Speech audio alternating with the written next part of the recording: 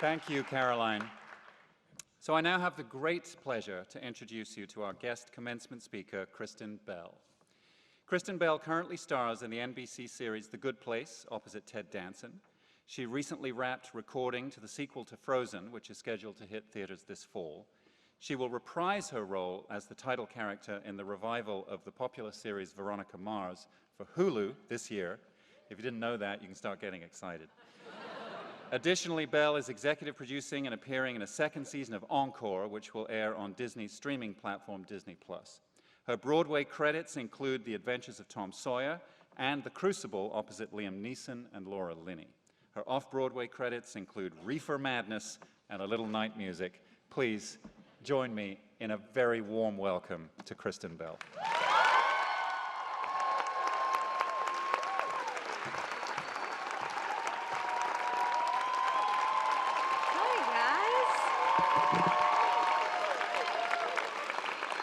Hello. Good morning, class of 2019. Thank you so much for having me. It is an incredible honor to stand here before you today. Thank you to the faculty, to the guests, the families, and to all the gorgeous students among us who are, beyond the shadow of a doubt, nursing raging hangovers and praying that this Disney princess keeps the let it go metaphors to a minimum, so I see you. I got you. I want to start today by sharing a secret about myself that you might not know. I did not graduate from college. Whoopsies. Dean is in a full flop sweat thinking, oh my God, nobody double checked. I had a feeling when I saw her outfit, because no one with a respectable degree would wear hoops of that size, who let her in here. But that leads me to another thing about me, which is I'm nice. And as it turns out, when you are nice, people tend to overlook a lot. In some cases, this could include experience, credentials, not having your driver's license at airport security. And yes, that's a true story. Twice. And you might say, Kristen, no, that's not a result of being nice. That's the result and the privilege of being a recognizable person. And okay, that may be true, but I will counter with my husband, who is also highly recognizable and doesn't get away with anything. Literally 10 out of 10 times, he is getting a pat down at TSA. And that's because he's just not as nice as me. Don't get me wrong, I love him. I love him. He's brilliant, he's hilarious, he's literally my favorite person. But is he the nicest person? I don't know, guys. I just don't know. And I tell you this at the risk of divorce, because I can't offer you the tricks of how to wield your shining diploma to ensure success. I can't tell you the answer to the age-old actor's dilemma. Should I move to New York? Should I stay in LA? And for goodness sakes, I cannot tell you what a Magna Carta is or what it even does. I literally don't know. I don't have to answer any of those questions, and let me tell you a secret, nobody has the answer to those questions. My sole trick to share with you is when you listen, when you really listen to people, when you listen as fiercely as you want to be heard, when you respect the idea that you are sharing the earth with other humans, when you lead with your nice foot forward, you'll win. Every time. It might not be today, it might not be tomorrow, but it comes back to you when you need it. We live in an age of instant gratification, right? Of immediate likes. And it is uncomfortable to have to wait to see the dividends of your kindness, but I promise you, it will appear exactly when you need it. It will appear at the precise moment when you pass gas in an elevator and everyone blames your husband instead of you. That is when the boomerang of kindness hits you back. It's also a very true story, numerous times over. Though it wouldn't be fair if I just waxed on about kindness and I didn't also include its inevitable downside. It's relevant to note that sometimes when you choose nice, it does come with a price tag. Being nice sometimes means avoiding the obvious joke. Like, for instance, I'm me, and I've chosen this path, this speech, to be nice at an institution like this. I am choosing not to reference Aunt Becky in any way, shape, or form. Thank you. In fact, I'm so nice, I'm not even going to mention my actual Aunt Becky for fear it is simply too close to the fire. And let me be real, removing those jokes is a bit of a sacrifice. But dare I say, prioritizing your emotional intelligence over your logical intelligence can at times feel like a compromise. But it does pay off. You were right, pay off. It was not the best choice of words for this particular point, but I'm not perfect. I'm not perfect, but I am trying. And you know what? I should have led with that. I am by no means perfect. I am also not telling you what to do. I mean, my second child is the result of unprotected makeup sex in a hot tub in the Hawaiian Islands. I am in no position to give advice. Hand to God. I can't do it. All I can do is share my experience with you. My husband always says, if you see someone who has what you want, ask them how they got it. Unfortunately, Beyonce has yet to reply to my email, so I don't have all the answers yet, but she will. Like, don't worry, she's definitely going to, so I'm pretty sure. I say this because if there is anything about my life that seems even slightly aspirational, hopefully some of this will be helpful to you. And if not, feel free to slowly pull the flask hiding in your underwear out and just have it. I'm not your mom, you know what I mean? If it's not hurting anyone, great, get yours. And you know what? Maybe share some with your neighbors. Now, the tricky thing about finding someone who has what you want is that you also have to know what you want, right? So that seems simple enough, but it's actually very hard because our brains are arrogant assholes. The brain thinks it's running the show, but the heart is secretly pulling the strings. It's very true. Our brains are the King Joffrey of our bodies, and our hearts are the Granny Tyrell, right? Very true. We think we know what we want, but we often have no idea what we need.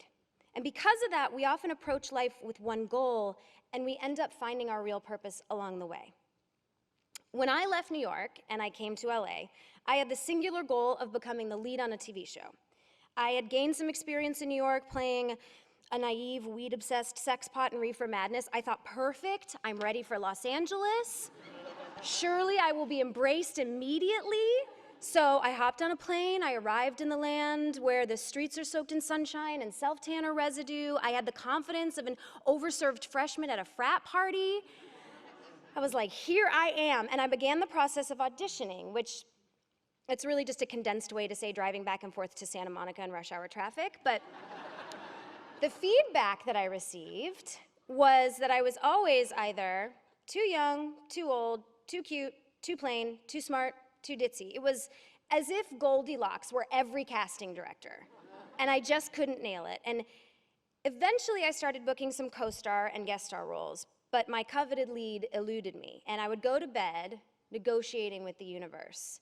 I would say, okay, if I could just book the lead on CIS NCIS ER Miami, I promise I will decrease my carbon footprint by at least 6 in the next calendar year.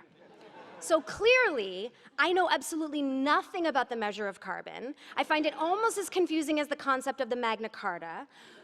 But then it happened. I was cast on Veronica Mars, which was my first show, and everything I ever wanted was in front of me. I was earning a real paycheck. I was the lead of a TV show. I owed the universe all my carbon. But once we started shooting, something very unexpected happened to me.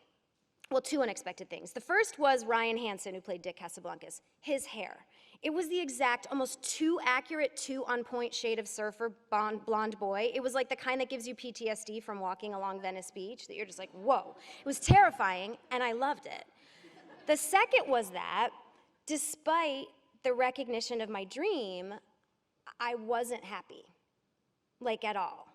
My arrogant little asshole brain could not comprehend what was happening. I was like, how was this possible? This is what I wanted and what I needed, right? And yet I had it all, and I was lonelier than I had ever been.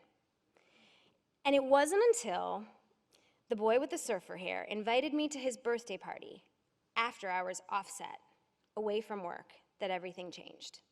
He wasn't just inviting me to his birthday party. He was inviting me to his life party, to his community. And I finally felt at home, and I made some of the best friends that I still have to this day. In retrospect, I know it wasn't the role I was looking for. It wasn't a paycheck or a titular character. What I really needed was friendship. So I want to stress to you, build your tribe. They will keep you alive.